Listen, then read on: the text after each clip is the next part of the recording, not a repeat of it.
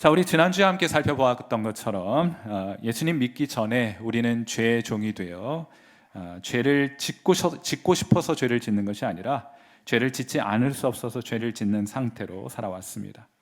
자, 그런데 예수 그리스도께서 십자가에서 죄의 권세를 깨뜨리심으로 그 죄의 권세로부터 우리를 자유케 해주셨습니다. 드디어 우리가 죄 짓지 않을 수 있게 된 거예요. 하나님을 기쁘시게 할 수 있게 되었습니다. 하나님을 기쁘시게 하는 선한 삶을 살아갈 수 있게 된 것입니다. 물론 사탄의 방해와 세상의 비방은 여전히 계속되겠지만은 그래도 우리 성도는 계속해서 하나님을 기쁘시게 하는 삶, 그 선한 삶을 살아가게 될 것입니다. 그것이 우리의 결단이고 우리의 각오이고 우리의 믿음이고 우리의 신앙인 것이죠. 자, 오늘은 이처럼 불가피하게 우리에게 다가오는 이 고난을 마주하는 성도의 자세는 무엇이어야 하는가? 오늘 세 가지 설교 요점을 가지고 그 내용을 여러분과 함께 나누고자 합니다. 첫째로, 여러분 고난이 찾아왔을 때 고난 당하는 것을 이상하게 여기시면 안 돼요. 베드로전서 4장 12절, 사랑하는 자들아 너희를 연단하려고 오는 불시험을 이상한 일 당하는 것 같이 이상히 여기지 말라 하고 말씀하지 않습니까? 베드로전서 읽으시면 이게 참 대전제가 있습니다. 어떤 전제를 가지고 이 서신이 쓰여졌는가 하면 성도는 이 세상에서 고난을 당한다 하는 전제를 가지고 이 서신을 쓴 거예요. 아담과 하와가 범죄한 이후에 이 땅에서는 사람들은 이 땅에서 고생스러운 삶, 참 고달픈 인생을 살아갑니다. 여러분, 그건 누구에게도 예외가 아니에요. 옆에 있는 분 좀 나을 것 같죠? 똑같아요.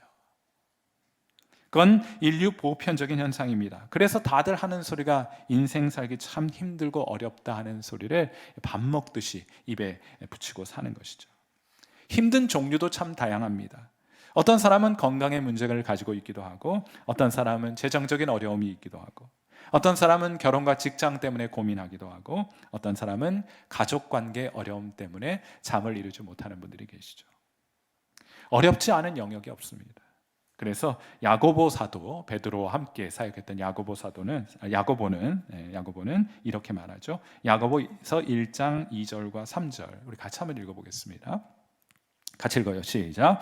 내 형제들아 너희가 여러 가지 시험을 당하거든 온전히 기쁘게 여기라. 이는 너희의 믿음의 시련이 인내를 만들어내는 줄 너희가 알미라. 여러 가지 시험, 모든 종류의 시험을 말하는 것이에요. 자, 그런데 고난과 어려움은 종류도 참 다양할 뿐만 아니라 이게 순차적으로 오는 게 아니에요. 이거 하나 끝나면 상당 기간 지났다가 또 다른 시험 오고 어려움이 오는 것이 아닙니다. 올 때 한꺼번에 몰려와요. 어느 날 갑자기 스바 사람들이 쳐들어와서 욥의 가축들과 가축대와 종들을 잡아 죽입니다.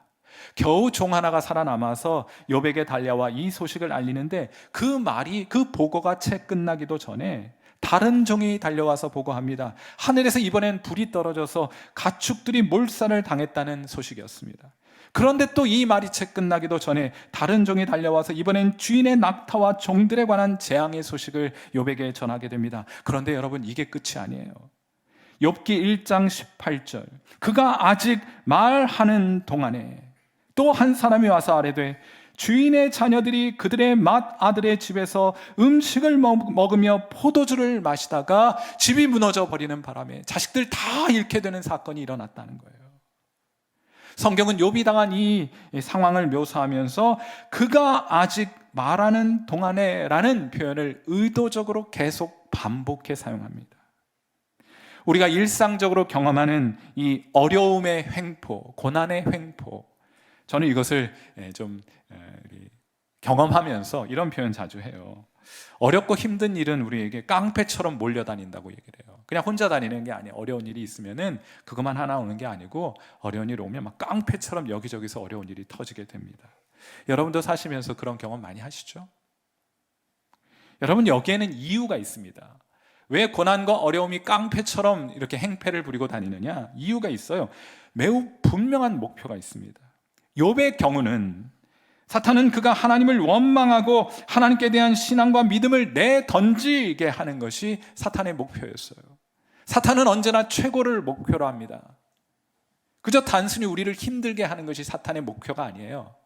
사탄의 목표는 매우 명확하고 언제나 최고의 목표를 추구합니다. 그건 뭔가 하면 여러분의 믿음을 여러분이 내버리게 하는 것, 내던지게 하는 것이 사탄의 목표이고, 그것을 위해서 온갖 어려움과 시험거리를 우리에게 던져오는 것이에요. 그럼 우리도 마찬가지죠. 베드로전서 4장 12절에 이런 말씀이 있습니다. 사랑하는 자들아, 너희를 연단하려고 오는 불시험을 이상한 일 당하는 것 같이 이상히 여기지 말고. 고난의 다른 이름은 불시험입니다. 불은 뜨겁고 데이면 고통스럽습니다. 우리의 믿음을 태우고 녹이기 위한 것이에요. 그런데 참 역설적이게도 우리의 믿음은 이러한 불시험을 통과해야만 부러지지 않는 견고함을 가지게 돼요. 이게 역설이에요. 이게 참 역설입니다. 태우고 녹이기 위해서 불시험이 우리에게 주어지게 되는데, 이 시험을 잘 견뎌내면 우리의 믿음이 더없이 견고해질 수 있게 되는 것이에요. 제가 유튜브를 통해서 일본의 장인이 사무라이 칼을 만드는 장면을, 그 영상을 본 적이 있어요. 처음부터 칼 모양 만들어 놓고 칼 만드는 거 아닙니다. 처음에는 네모, 쇠몽둥이를 가져다가 이걸 불에 넣고 시뻘겋게 달구어요. 망치로 두드려서 그걸 절반으로 접습니다. 또 망치로 쳐서 늘려요. 다시 불에 달구고 접고 하기를 며칠 동안 그렇게 달구고 또 늘리고 또 접고 하는 일들을 며칠 동안 반복하는 거예요. 그리고 나서야 칼 모양을 만들고, 그게 끝이 아닙니다. 또 그때부터 망치로 불로 그걸 가열하고 또 망치로 두드리고 냉각을 하고 하기를 또 수도 없이 반복을 해요. 그렇게 반복해야, 그렇게 단련하고 연단해야 부러지지 않는 칼을 만들 수 있게 되는 것입니다. 휘어지지 않는 명검을 만들 수 있게 되는 것이에요. 여러분, 그건 우리 믿음도 마찬가지입니다. 여러분의 믿음, 고난의 풀무불 안에서 단련되어야 합니다. 연단되어야 합니다. 여러분이 견고한 믿음을 갖는 그 외에 다른 방법이 있으면 참 좋겠지만은 안타깝게도 그런 방법은 없어요. 어려움을 통과해 가면서 하나님을 의지하고 붙드는 믿음의 연단을 통해서만 여러분의 믿음은 견고해지게 될 것입니다. 제가 자주 손양원 목사님 말씀 많이 드리는데, 11살 되었을 때, 옆에 계신 분 김구 선생이고, 손양원 선생님 손 딱 바바리 코트 입고 이제 서 계신데, 키도 작고 왜소한 분이에요. 11살, 그러니까 우리로 하면 초등학교 4학년 정도 되나요? 학교에 갔는데 천황이 있는 일본 동쪽을 향해서 절을 하라는 동방요배를 강요받고 거절합니다. 이때 일본인 교장의 화가 단단히 났어요. 국법을 운운하면서 그를 위협합니다. 그러자 그가 4학년짜리 꼬마아이가 교장 선생님이 이렇게 말하는 거예요. 저도 국법 지켜야 한다고 생각하지만 국법을 따르기 위해 하나님의 법을 버릴 수는 없는 법입니다 하고 말을 한 거예요. 그러자 화가 잔뜩 난 교장이 어린 손양원 목사의 얼굴에 침을 뱉습니다. 이게 교육자입니까? 그리고는 뺨을 후려쳤는데 얼마나 세게 후려쳤냐면 코피가 터질 정도로 뺨을 후려친 거예요. 그렇게 매를 맞고 집으로 돌아왔는데 그의 아버지가 뺨이 퉁퉁 부어가지고 집으로 돌아온 아들의 손을 붙잡고 무릎 꿇고 하나님께 기도합니다. 주님, 이 부족한 것에 미천한 아들에게 이런 시련을 주시니 감사합니다. 새는 두드릴수록 더욱 강해진다고 했습니다. 앞으로 더 큰 일 위에 사용하시기 위해 제 아들을 더 큰 망치로, 더 강한 힘으로 두드려 주옵소서 기도했던 거예요. 고난이 아니면 얻을 수 없는 연단된 믿음이 있습니다. 사랑하는 성도 여러분, 그러니 어려운 일을 만나도 놀라지 마십시오. 누구에게나 어려운 일은 있습니다. 하나 해결되었다고 안심하지 마십시오. 또 몰려오게 될 것입니다. 이건 피할 수 없습니다. 이 땅을 살아가는 동안은 피할 수 없는 현실이에요. 피할 수 없다면 그걸 여러분의 믿음을 성장시킬 수 있는 기회로 삼아 보시면 어떻겠어요? 그냥 당하기에는 너무 억울하잖아요. 그러니 그런 어려움에도 분량이 있어요. 지나가게 될 것인데 그것이 다 지나가고 나서 원망과 후회가 남는 그런 것이 아니고 여러분의 믿음이 더욱더 연단되어 견고하고 단단해지는 그런 모습으로 여러분 새롭게 태어나실 수 있게 되기를 주님의 이름으로 축원해 드립니다. 오늘 설교의 두 번째 요점은 이것인데, 보다 적극적으로 여러분 고난을 당할 때 오히려 기뻐하십시오 하는 거예요. 고난은 제가 이제 성경을 곧 베드로전서를 묵상하면서 고난에는 적어도 곧 베드로전서에서 소개하는 고난에는 그 원인과 목적에 따라서 세 가지 종류의 고난이 있다 하고 생각하게 되었습니다. 첫째는 선을 행하면서도 부당하게 받게 되는 고난입니다. 하나님의 뜻을 위해서 말하고 행동하다 보면 세상 사람들로부터 조롱도 받고 비난도 받고 박해도 받게 돼요. 그것을 부당히 받게 되는 고난이다 이렇게 부릅니다. 또 여러분의 죄와 어리석음 때문에 당하게 되는 어려움도 있겠죠. 당연히 그런 것도 있을 것인데 베드로전서 2장 19절과 20절 같이 한번 읽어보겠습니다. 같이 읽어요. 시작. 부당하게 고난을 받아도 하나님을 생각함으로 슬픔을 참으면 이는 아름다우나 죄가 있어 매를 맞고 참으면 무슨 칭찬이 있으리요? 아멘. 여기 두 가지 고난의 종류가 소개가 되어 있습니다. 그런데 한 가지 더 있어요. 한 가지 종류의 고난이 더 있습니다. 그건 하나님의 뜻을 이루기 위해 받게 되는 아주 특별한 고난이 있습니다. 베드로전서 4장 19절. 그러므로 하나님의 뜻대로 고난을 받는 자들은 또한 선을 행하는 가운데 그 영혼을 미쁘신 창조주께 의탁할지어다. 하나님의 뜻대로 허용된 고난이 있습니다. 왜 이런 종류의 고난이 존재하는가? 그건 고난이 아니라면 이루어질 수 없는 일이 있거든요. 그 일을 이루기 위해서 아주 특별한 사람들에게 하나님께서 특별한 고난을 허락하실 때가 있는 겁니다. 어떤 일이 고난을 통해 이루어지게 될 하나님의 뜻인지 우리는 잘 알지 못합니다. 하나님만 아세요.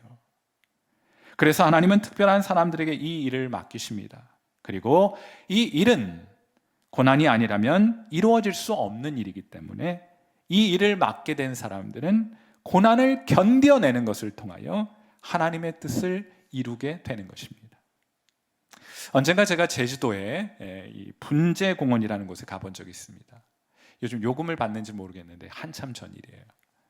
꽃도 있고 호수도 있고 산책로도 있습니다. 아주 아담한 공원인데 제주도 가시면 꼭 한번 방문해 보실 것을 추천드리는 바입니다. 그런데 이 공원에 자랑거리가 참 많이 있긴 있지만은 그래도 역시 이 공원의 자랑거리, 최고의 자랑거리는 공원 곳곳에 놓여 있는, 전시되어 있는 세계적인 수준의 분재들이에요. 엄청나게 아름다운, 엄청나게 많은 숫자의 분재들이 이 공원에 가득히 전시가 되어 있습니다. 그런데 제가 이렇게 돌아다녀 보니까 이들 분재는 모양도 다르고 또 크기도 다른데 공통점이 하나 있더라고요. 이 분재들마다 가지고 있는 공통점은 무엇인가 하면 그들 모두가 이리 뒤틀리고 저리 뒤틀려져 있다는 거예요. 조경 전문가의 말로는 뒤틀린 정도가 심할수록 분재는 값이 더 나간다고 들었습니다. 저는 이런 거에 관심 많아요. 예술 작품보다는 얼마인가. 도대체 저렇게 뒤틀린 저 분재는 값이 얼마나 나갈까? 여러분, 시쳇말로 기형을 가진 것입니다. 이 공원을 조성하신 분이 얘기를 들었는데 방문객들에게 아름다움을 선물하기 위해서 아주 오랜 세월 동안 나무의 가지를 자르기도 하고 철사로 묶기도 하고 줄로 잡아당겨서 만들어 놓은 것이라고 들었어요. 그런데 분재된 나무의 입장에서 한번 생각해 보자고요. 오랜 세월 잘리고 묶이고 당겨지는 아픔을 견뎌냈기 때문에 빚어낸 아름다움을 소유하게 된 것이 아니겠습니까? 사랑하는 성도 여러분, 고난에는 우리가 알지 못하는 하나님의 뜻이 담겨 있습니다. 우리는 그 뜻을 미리 알지 못할 때가 많이 있어요. 그래서 답답합니다. 그런데 그 뜻은 정해진 분량의 고난을 모두 견뎌내고 나서야 비로소 아름답고 영광스럽게 드러나게 되는 것입니다. 그래서 고난은 신비입니다. 하나님의 뜻을 이루기 위해 사용되는 아주 특별한 도구가 고난인 거예요. 욥에게는 그가 전혀 알 수 없는 이유로 이루 말할 수 없는 극심한 고난이 허락이 되었지요. 그 이유가 무엇입니까?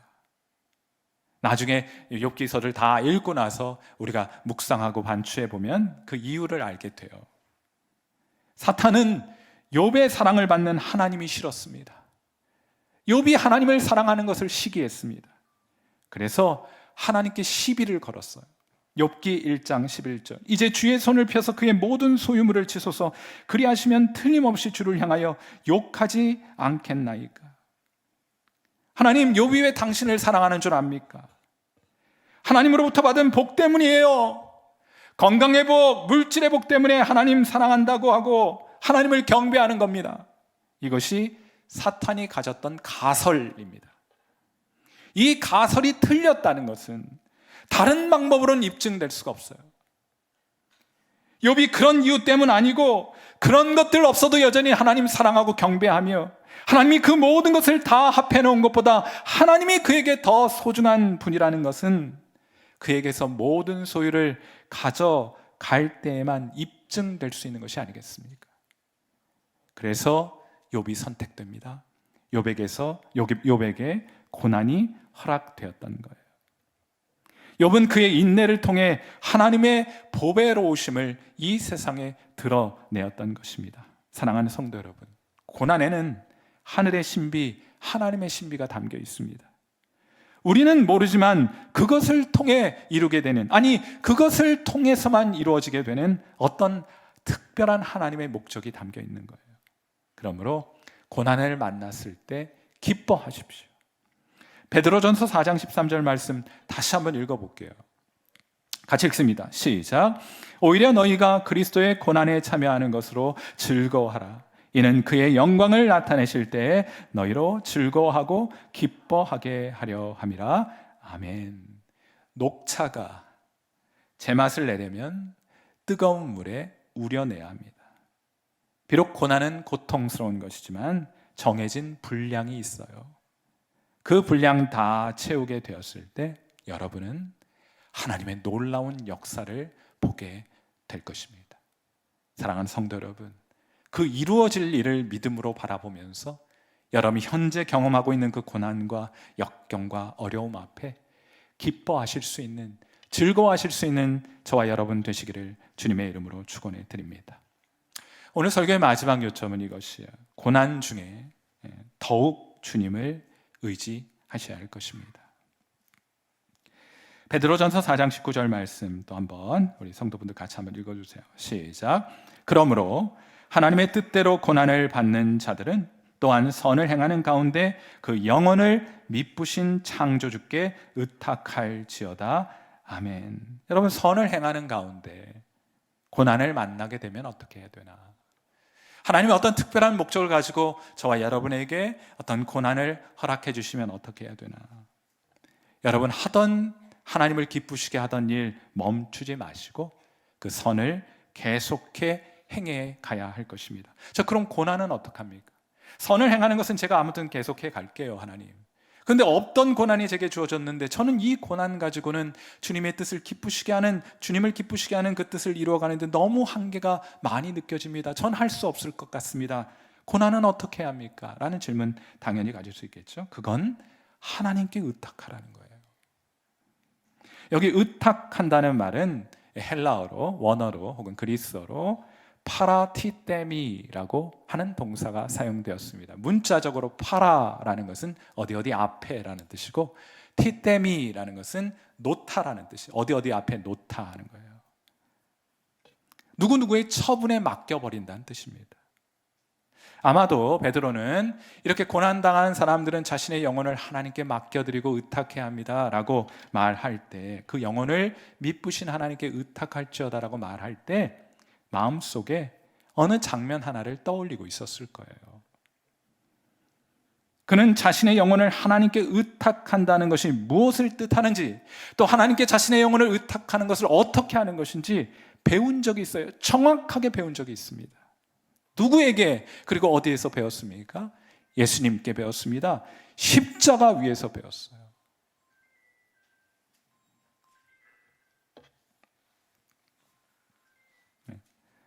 잠시 후에 예배 드리고 전화 드린다고. 예수님께서 십자가에 달려 돌아가실 때 하늘을 향해서, 하나님을 향해 이렇게 기도하십니다. 누가복음 23장 46절이에요. 같이 한번 읽어보시겠어요? 좀 전에 읽었던 베드로전서 4장 19절 말씀을 기억하시면서 이 말씀 함께 읽어봅니다. 누가복음 23장 46절 함께 읽습니다. 시작. 예수께서 큰 소리로 불러 이르시되 아버지 내 영혼을 아버지 손에 부탁하나이다 하고 이 말씀을 하신 후 숨지시니라. 여기 부탁한다는 말을 또 원어로 찾아보시면은 여기 파라티데미, 정확하게 동일한 동사가 사용되어 있어요. 십자가 위에서 예수님은 하나님의 뜻을 이루시기 위하여 주님이 하셔야 할 일을 끝까지 감당하셨습니다. 그리고 그 외 나머지 모든 것은 하나님의 처분에 맡겨드리시게 되었던 거예요. 하나님이 내게 참 좋은 분이신 줄 알고 믿고 이 모든 것을 합력해 선을 이루실 줄로 믿고 이 모든 상황과 그 상황 가운데 계셨던 예수님의 모든 것을, 모든 걱정과 모든 염려와 근심과 두려움을 하나님의 보호하심과 돌보심 아래 맡겨드렸던 거예요. 정확하게 보았습니다. 베드로가 정확하게 그 말의 의미를 이해했고 오늘 베드로 전서를 받아보는 성도들에게 말합니다. 너희 영혼을 하나님께 의탁할지어다. 제가 지난주에 예배를 마치고 제가 제주도로 급히 내려갔습니다. 연로하신 부친이 황달록 응급실에 실려가시게 되었는데 검사 결과가 너무 좋지 않게 나왔어요. 그러지 않았으면 하는 그런 결과지를 받아보게 되었습니다. 아직도 멀리 있을 것이라고 생각했던, 멀리 있을 것 같다 싶었던 아버지와의 이별이 생각보다 빨리 올 것 같다는 생각에 마음이 너무 힘들었어요. 그렇게 가슴이 먹먹하여 입원실 복도를 하염없이 서성이고 있는데 1시간가량 서성이고 달리 할 수 있는 일이 없잖아요. 그런데 참 희한한 일이 일어났습니다. 제가 그 복도를 하염없이 정신이 멍한 채로 하염없이 서성이고 있는데 희한한 일이 일어났어요. 뭔가 하면 제 입술에서 찬양이 흘러나오는 거예요. 여호와는 나의 목자시니 내게 부족함이 없으리로다. 정신이 버쩍 들더라고요. 하나님께서 이렇게 제게 말씀하셨습니다. 사람이 살고 죽는 것은 누구의 손에 달린 것이냐? 제가 대답했습니다. 하나님의 손에 달려 있습니다. 그럼 그 일은 내가 하마? 넌 무엇을 해야겠느냐? 곰곰이 생각해 보았습니다. 저는 아버지의 아들이고 목사이니까 그 일 하면 되겠구나 생각했어요. 그래서 얼른 병실로 돌아가서 아버지 아직 잘 모르고 계셔요. 그 상황을 정확하게 설명해 드렸습니다. 목사로서는 다시 한번 복음을 아버지와 나누고 제가 손가락 하나하나 짚어가면서 여호와는 나의 목자시니 내게 부족함이 없으리로다. 아버지 손가락 짚으시면서 하나님의 도우심을 구해야 합니다 하고 말씀을 드렸어요. 그리고 두 손 꼭 잡고 그 병상에서 우리 아버지의 몸과 영혼을 하나님께 온전히 의탁하는 기도 주님께 드렸습니다. 사람이 살고 죽는 것은 병 때문이 아니라 하나님의 결정에 달린 것이니 이 모든 일 하나님께 맡겨드립니다. 그리고 아들로서는 제가 해야 될 일이 있더라고요. 의사와 간호사들 찾아 만나 물으면서 의학적으로 아버지를 위한 최선의 길이 무엇인지를 찾아보았습니다. 그 결과 참 감사하게도 서울에 있는 병원에서 수술을 한번 해볼 수 있는 그런 기회를 얻게 되었어요. 그날 밤에 제가 저 하나님 사랑하거든. 내 하나님 사랑하는 하나님께 기도했어요.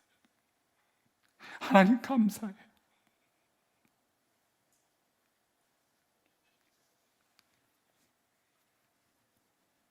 내 사랑하는 하나님 감사합니다. 근데 하나님이 말씀을 하나 떠올려 주세요. 누가복음 17장 10절 말씀입니다. 참 희한해요. 내가 고쳐줄게. 내가 너와 함께하마. 불 가운데 물 가운데 이런 거 기대했을 텐데 이 말씀 주셨어요. 이와 같이 너희도 명령받은 것을 다 행한 후에 이르기를 우리는 무익한 종이라. 우리가 하여야 할 일을 한 것뿐이니라 할지니라. 그리고 하나님이 이 말씀을 통해 제게 그날 밤 말씀하셨습니다. 뭐라고 말씀한지 아세요? 하나님 감사합니다 이렇게 고백했더니 하나님 이 말씀 통해서 말씀하시는 거예요. 나도 내가 하여야 할 일을 한 것뿐이라. 저는 한 번도 이 구절을 그런 관점에서 이해해 보진 못했습니다. 언제나 종의 관점에서만 바라보았던 것 같은데 주인의 관점에서 볼 수 있게 해주셨어요. 나도 나의 할 일을 한 것뿐이니라. 사랑하는 성도 여러분, 고난 가운데에서도 여러분이 하셔야 될 일이 있습니다. 그 일 하세요. 염려하지 말고 걱정하지 말고 두려워하지도 말고 그 외 나머지는 하나님께 맡겨드리고. 여러분, 하나님 참 선하신 분이셔서 여러분을 둘러싸고 일어나는 모든 일을 성공뿐만 아니라 우연처럼 보이는 일이나 실패나 좌절처럼 보이는 일들을 통해서도 여러분을 위한 선을 이루어 가시는 분이 바로 우리 하나님이신 줄 믿습니다. 그러니 여러분의 상황과 여러분의 영혼을 그분의 손에 맡겨드리고 하나님이 지켜주실 것이고 돌봐 주실 것이니 맡겨드리고 여러분은 여러분이 하셔야 할 일을 해야 합니다. 여러분은 여러분의 일을 하고 하나님은 하나님의 일을 하실 테니 부디 하나님께 모든 것 맡겨드리고 의탁하고 여러분이 감당해야 될 그 일을 오늘도 부지런히 성실히 감당해 가시는 저와 여러분 되시기를 주님의 이름으로 축원해 드립니다. 함께 기도하겠습니다.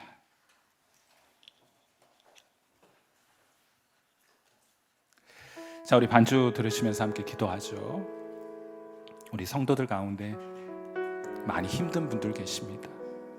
많이 어렵습니다. 누구를 의지해야 할 사람도 없고 의지할 방법도 없고 벗어날 방법도 없는 것 같은 기나긴 고난의 터널을 지나는 분들이 계십니다. 하나님, 이러한 우리에게 은혜와 능력을 베풀어 주사 이를 믿음의 연단과 성숙의 기회로 삼게 하옵소서. 고난을 통해 마침내 이루어질 하나님의 그 선한 뜻을 기대하면서 고난 가운데에도 기뻐할 수 있는 성도의 능력을 배우게 하옵소서. 고난의 때 하나님을 더욱더 의지하게 하시고 모든 것을 주님께 의탁하게 하옵소서. 주님, 지켜주시고 돌보아 주옵소서. 우리 함께 하나님 앞에, 여러분 참 사랑하는 그 하나님 앞에 우리 마음을 열고 기도하는 시간 갖도록 합니다. 기도하겠습니다.